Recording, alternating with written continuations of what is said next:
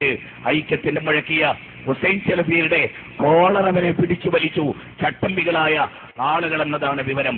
സലഫി പറയില്ല, സലഫി എല്ലാം ഉള്ളിലൊതുക്കുന്നു എന്നതുകൊണ്ട് അതിന് സാക്ഷ്യം വഹിച്ച ചില ആളുകൾ ആ രംഗം രേഖപ്പെടുത്തുന്നുണ്ട്. 2 മണിക്കൂർ ആ ഗസ്റ്റ് റൂമിലിട്ട് അനങ്ങിയാൽ ഇവിടുന്ന് ഞങ്ങൾ അടിച്ച് ശരിയായി കളയുമെന്ന് വരെ അവരുടെ വലണ്ടിയർമാർ പറഞ്ഞു എന്നതാണ് കൃത്യമായ വിവരങ്ങൾ. കണ്ടോ, കൃത്യമായ വിവരങ്ങളാണ്. Solid proof and cement company, അതല്ലാത്തൊരു വർത്താനില്ല എന്നാ മൂപ്പർക്ക്. സോളിഡ് പ്രൂഫാണ്, കൃത്യമായ വിവരമാണ് എന്നാ. മന്റെ സഹോദരങ്ങളെ, എന്തുകൊണ്ട് മനുഷ്യർ ഇങ്ങനെ ആകുന്നു?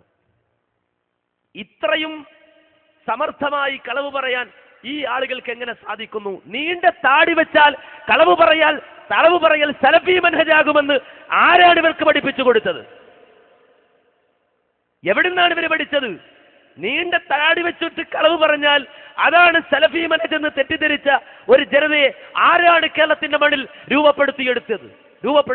അതിനുവേണ്ടി പരിശ്രമിച്ച, കളവ് പറയൽ മത്സരങ്ങൾ നടത്തിയ ഒരു സമൂഹം നേരത്തെ ഉണ്ടായിരുന്നു. അവരെ മുജാഹിദ് പ്രസ്ഥാനം വലിച്ച് പുറത്തേക്ക് ഇട്ടുവെങ്കിൽ അതിന്റെ പിന്നാലെ മറ്റൊരു ജനത രൂപപ്പെട്ടു വന്നിട്ട് അന്ന് പഠിച്ചത് ആ രൂപത്തിൽ തന്നെ അവതരിപ്പിച്ചു പോകുന്ന ഒരു ദുരവസ്ഥയിലേക്ക് മാറിപ്പോയി എന്ന് നമ്മൾ മനസ്സിലാക്കേണ്ടതുണ്ട്.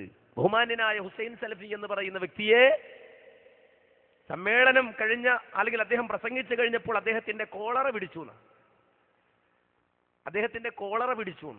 ആയിക്കോട്ടെ, കോളറ പിടിച്ചു എന്ന് മാത്രമല്ല, പ്രസംഗം കഴിഞ്ഞ് 2 മണിക്കൂർ ഗസ്റ്റ് ഹൗസിലിട്ട് അടിക്കുമെന്ന് വരെ പറഞ്ഞു. കൃത്യമായ വിവരമാണെന്ന.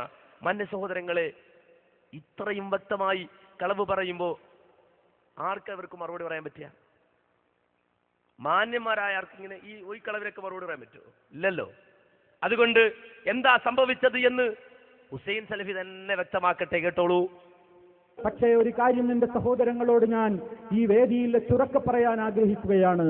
പിന്നീടുണ്ടായ ഏതാനും മണിക്കൂറുകൾ എന്നെ ശാരീരികമായി പീഡിപ്പിച്ചു എന്ന ഒരു പ്രചരണം, ഒരു ഊഹം എങ്ങനെയോ നടക്കുന്നു. വസ്തുതയില്ല പ്രിയമുള്ളവരെ, ശാരീരികമായി ആരും എന്നെ പീഡിപ്പിച്ചിട്ടില്ല, ശാരീരികമായി ആരും എന്നെ തൊട്ടിട്ടില്ല. ആ നിലക്കുള്ള ഒരു വികാര പ്രകടനങ്ങളും എന്റെ നേരെ ശാരീരികമായി ഉണ്ടായിട്ടില്ല. മാത്രമല്ല, അതിരുകവിഞ്ഞ സംസാരങ്ങൾ പലരിൽ നിന്നും ഉണ്ടാകുമ്പോൾ പോലും പലരും ഇടപെട്ട് അതിനെ തടുക്കുകയാണ് ഉണ്ടായിട്ടുള്ളത്. വികാരപ്രകടനങ്ങളില്ല എന്നല്ല ഞാൻ പറഞ്ഞു വരുന്നത്, ഉണ്ടായിട്ടുണ്ടാകും, സ്വാഭാവികമാണ്, അതിൽ സംശയമില്ല.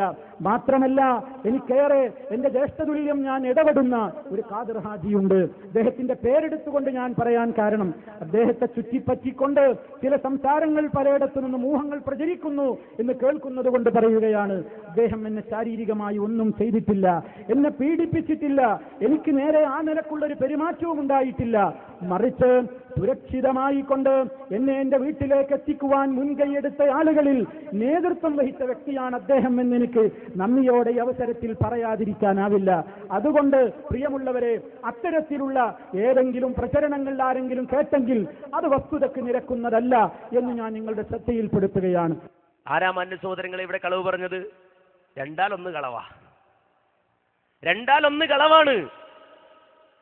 ഇതിലേതാ ശരി? മന്യ സഹോദരങ്ങൾ മനസ്സിലാക്കണം.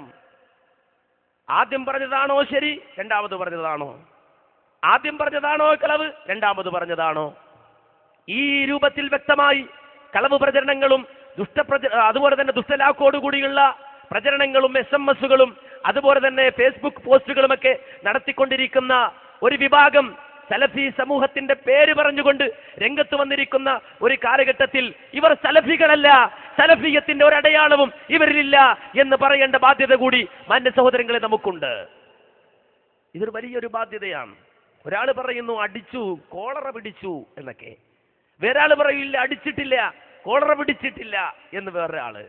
മാന്യ സഹോദരങ്ങളെ, ഈ രൂപത്തിൽ വളരെ വ്യക്തമായ പ്രചരണങ്ങൾ നടന്നുകൊണ്ടിരിക്കുകയാണ്.